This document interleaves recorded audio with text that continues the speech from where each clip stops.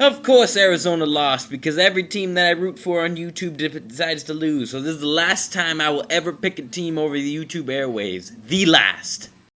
But I was right about the game being close. It wasn't as close as last year, because last year was by 3 points, and this year was by 4. And I just said it. Closer than the year before last.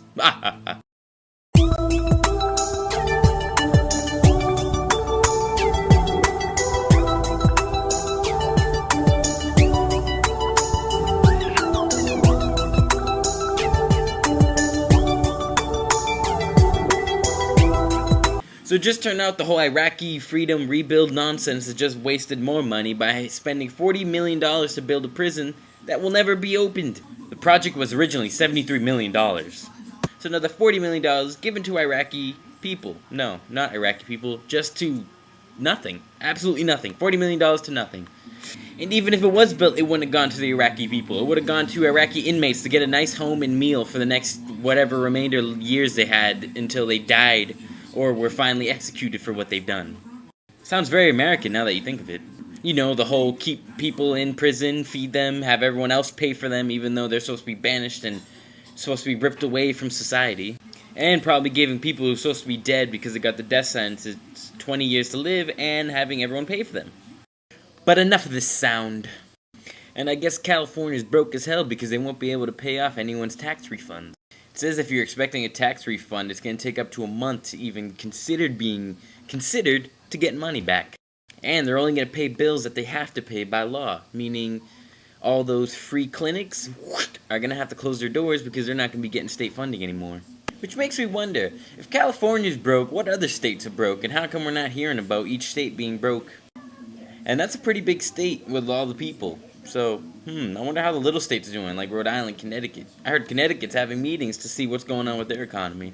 And while California has woes, we just found out that Wall Street spent $18 billion giving itself raises last year.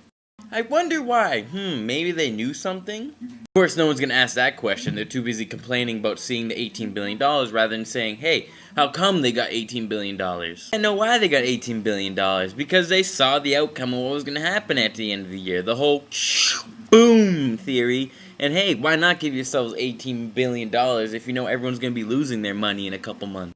And in other news, Roman Polanski's still a fugitive. A panel of judges from the California Court of Appeals has denied his motion to dismiss his case for having misconduct with a 13-year-old girl. And you're probably thinking that's nasty and disgusting. But this happened 3 decades ago, aka 30 years ago. The lady is now 45. And even she has entered papers saying, please dismiss this trial because it's making the publicity around it is ruining my life. And if you're not up to date with the whole situation, Roman Polanski, the whole reason he's not in prison is because he ran to France and they didn't go get him. They just let him go. They're like, fine, as long as he's not here, we don't have to deal with his ass. And another side note, all this happened at Jack Nicholson's house. Is anyone surprised? At 12:40 a.m. on Tuesday, which would technically make this my Tuesday video. And yeah, you know what to do. Comments and subscriptions. Need to hit that button for once. And rate right here. And comment here. And if there's something here, I'll tell you to press it too. Actually, high quality is right there, so you should do that. Yes. Thanks for watching.